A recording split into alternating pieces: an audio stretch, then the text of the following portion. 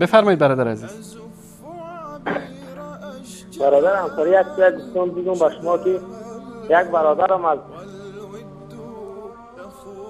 از خارج آمد امو پاکستان وارد گفت که این شیعه ها بسیار گمراه هستند. گفتم که این شیعه ها گفتم مسلمان هستند، گفتم حقیقت هستند، گفتم خیلی تعریف کردم.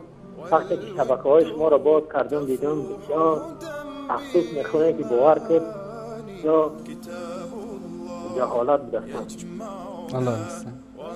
یعنی شما قبل از اینکه این شبکه ها رو ببینید فکر میکردید که اونا در گمراهی نیستن؟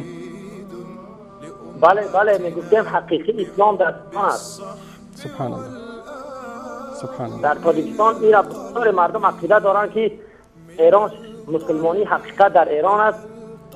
بعد که شبکه های شما را با راهرو را دیدن بسیار باور کرد چهره این قزوینی و این اللهیاری و این شیطانیاری بسیار برای ما نمایان شد. الحمدلله الحمدلله الحمدلله. برای مردم تاجیک بفهمانید که خطر وزنی هستند این شیعه ها.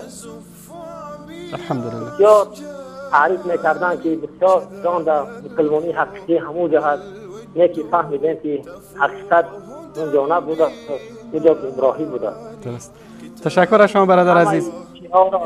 همه شیعه ها را در نظر ندارم، همون گمراه ها در نظر دارم. بله کاملا. منظور ما هم همونایی هستن که گمراه هستن. ما هیچ وقت سخن ما با همه شیعه نیست. شیعیان موحد و واقعی هم وجود دارن که پیروان واقعی علی ابن ابی طالب هستند. تشکر از شما برادر عزیز.